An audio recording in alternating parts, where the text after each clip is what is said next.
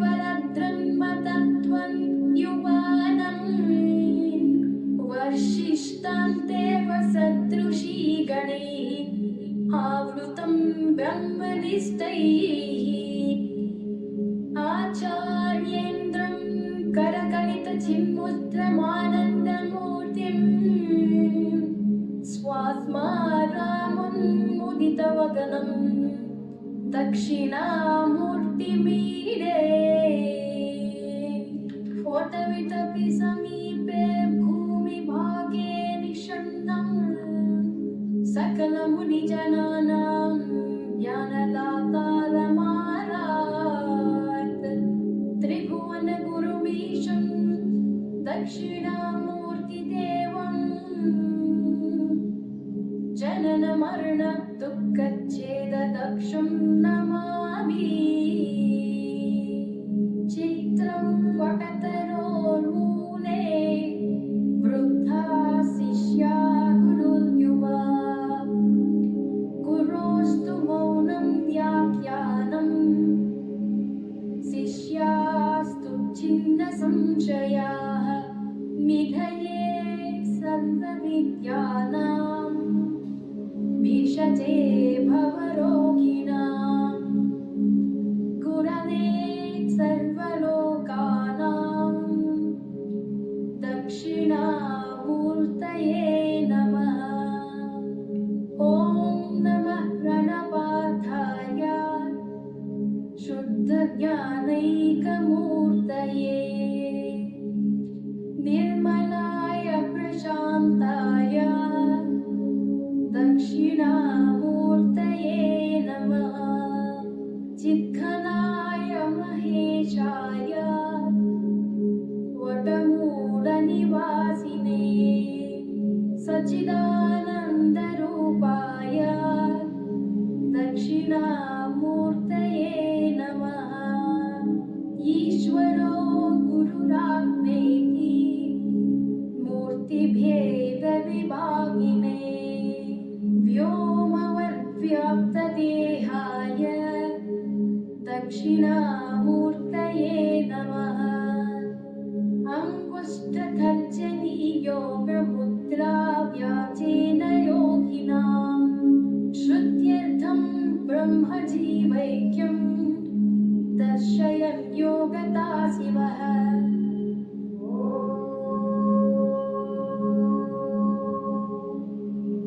विश्वं दर्पणदृश्यमाननगरी तुल्यं निजान्तर्गतम् पश्यन्नात्मनि मायया बहिरिवोद्भूतं यथा निद्रया यः साक्षात् कुरुते प्रबोधसमये स्वात्मानमेवाद्वयम् तस्मै श्रीगुरुमूर्तये नमः। इदं श्रीदक्षिणामूर्तये बीजस्यान्तरिवाङ्कुरो जगदिदं प्राङ्निर्विकल्पं पुनः मायाकल्पितदेशकालकलन वैचित्र्यचित्रीकृतम् मायावीव विजृम्भयत्यपि महायोगी वयत्स्वेच्छया तस्मै श्रीगुरुमूर्तये नमः। इदं श्रीदक्षिणामूर्तये यस्यैव स्फुरणं सदात्मकमसत्कल्पार्थकं भासते साक्षात् तत्त्वमसीति वेदवचसा यो बोधयत्याश्रिताम् यः साक्षात्करणात् भवेन्न पुरनावृत्तिर्भवान् भो निधौ तस्मै श्रीगुरुमूर्तये नमः। इदं श्रीदक्षिणामूर्तये नानाचित्रघटोदरस्थितमहादीपप्रभाभास्वरम् ज्ञानं यस्य तु चक्षुराभिकरणाद्वारा बहिस्पन्दते जानामीति तमेव भान्तमनुभाते तत्समस्तं जगत् तस्मै श्रीगुरुमूर्तये नमः। इदं श्रीदक्षिणामूर्तये देहं प्राणमतीन्द्रियाण्यपि च दां बुद्धिं च शून्यं विदुः स्त्रीबालां जडोपमा आत्मास्त्वहमिति भ्रान्तादृशं वादिनः मायाशक्तिविलासकल्पितमहाव्यामोहसंहारिणे तस्मै श्रीगुरुमूर्तये नम इदम् श्रीदक्षिणामूर्तये राहुग्रस्तदिवाकरेन्दुसदृशो माया समाच्छादनात् सन्मात्राकरणोपसंहरणतो यो भूत्सुषुप्ता पुमान् रागस्वाप्समिति प्रबोधसमये यद्प्रत्यभिज्ञायते तस्मै श्रीगुरुमूर्तये नम इदम् श्रीदक्षिणामूर्तये बाल्यादिष्वपि जाग्रदादिषु तदा सर्वास्वस्थास्वपि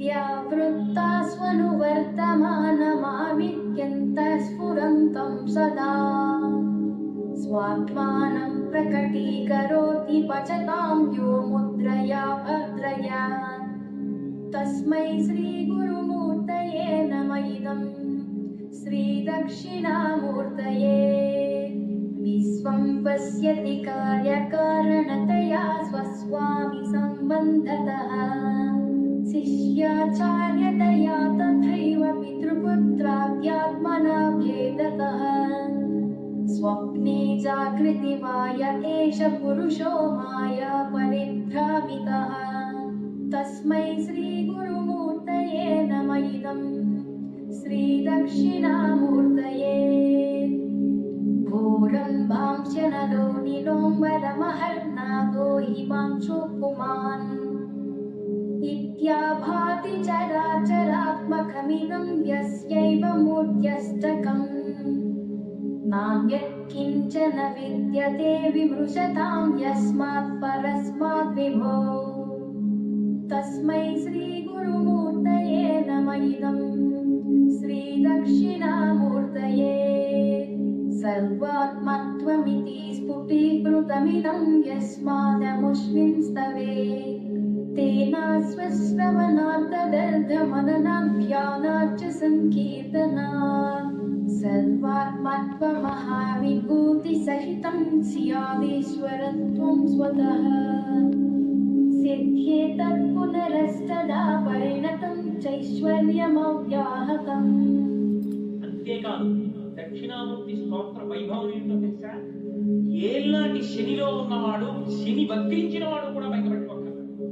కొన్ని కోట్ల జన్మలు తపస్సు చేస్తే వచ్చేటటువంటి జ్ఞానం ఆ శ్లోకాలు రోజు చదువుకోవడం వల్ల వస్తుంది. నే చెప్పట్లేదు, శంకరుడు చెప్పేశారు ఆఖరి శ్లోకంలో. ఈ శ్లోకాల్ని, ఈ స్తోత్రాన్ని, దక్షిణామూర్తి స్తోత్రాన్ని ప్రతిరోజు ఎవరైతే చదువుకుంటున్నారో, చదవడం చేత కాని వాళ్ళు, చదువుకోవడం వచ్చిన వాళ్ళు చదివితే వింటున్నారో, విని ధ్యానం చేయగలుగుతున్నారో, ధ్యానం చెయ్యలేకపోతే కనీసం పఠిస్తున్నారో, వింటున్నారో, ఇలాంటి వాళ్ళందరికీ కూడా సర్వాత్మత్వమితి స్ఫుటీకృతమిదం